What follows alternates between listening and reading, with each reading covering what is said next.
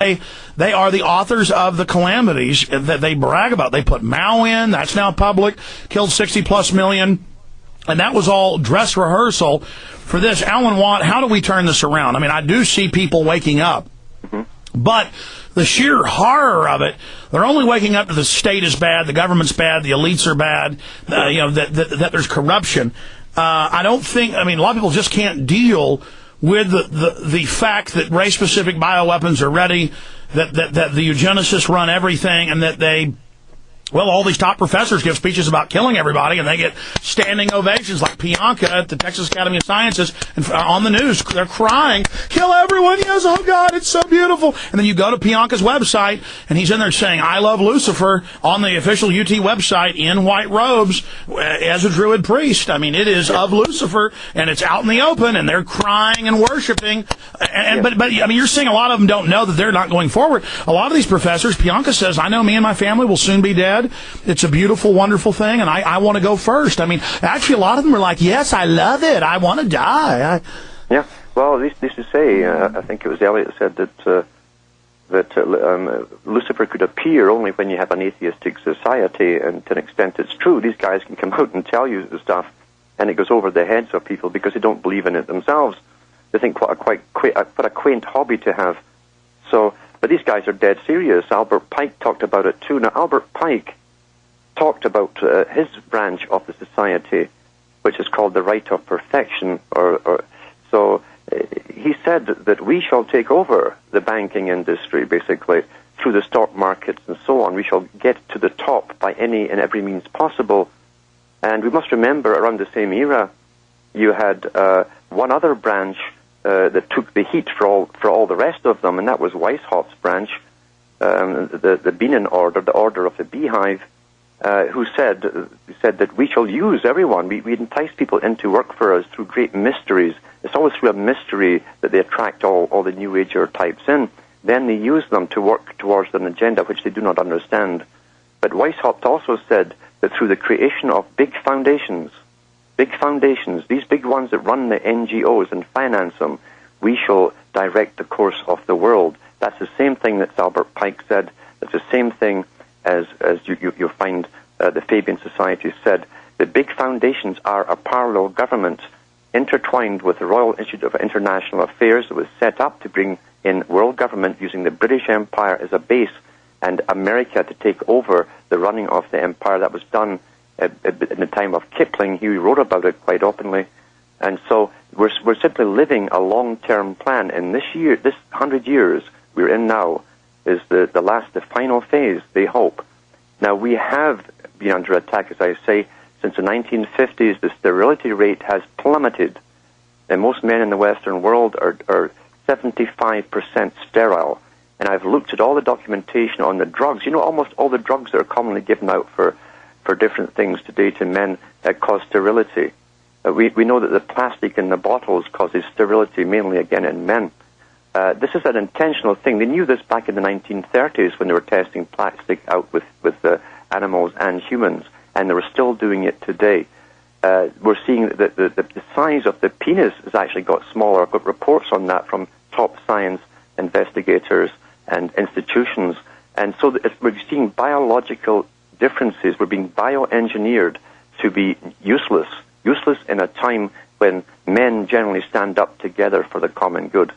This is intentional. So this war has been going on for a long time, very covertly, but very deliberate, and there are no accidents when it comes to these kind of... and we go back to Cecil Rhodes. It's all stated. He's given Rhodesia. He's worth billions of dollars in money then. He sets up a system to set up covert British Empire operations.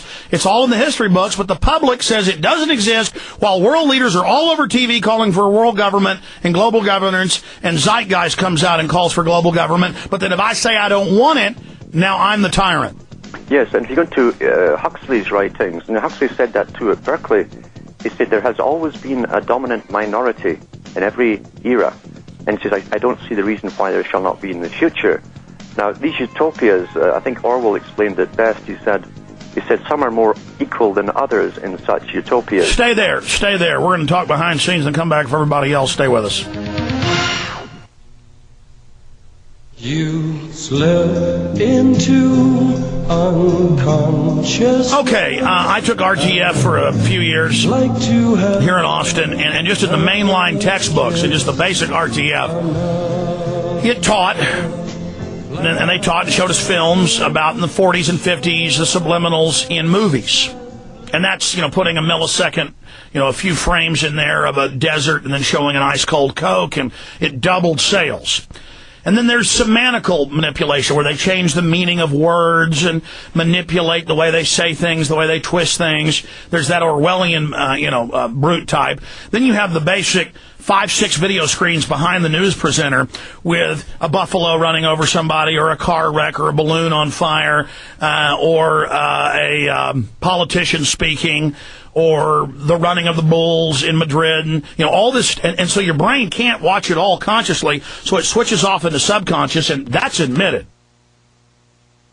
So we have all the admitted ways they're doing it. They also have the scroll on the bottom, so that makes you shift into subconscious mode, so your brain can pick all that up. The brain waves lower, then you have the flicker rate. And again, this is mainline science. They tune the flicker rate to the exact rate of the brain for hypnotism, just like the flashing or strobing light or the watch my watch. It's more sophisticated than that. And now, and it's always been happening, but before it was the authoritative male on the news, now it's info babes smacking their lips.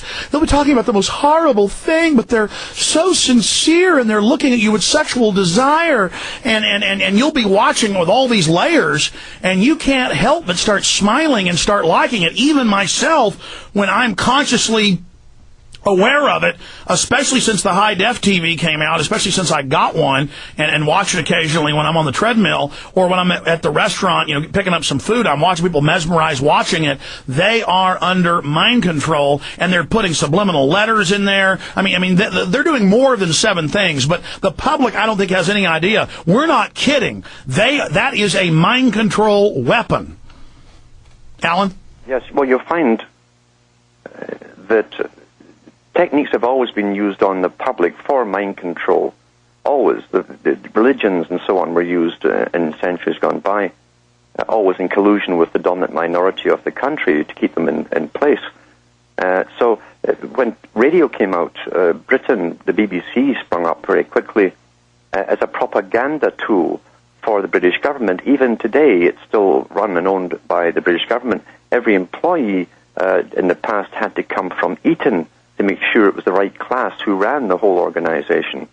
And it's never changed. And they found out in World War I that they could put out dramas, daily dramas on to the public, and leave you with a cliffhanger with the hero hanging at the end of it, what's going to happen, tune in tomorrow, and people would change their behavior and be there tomorrow at that time. So it's a technique to alter your behavior.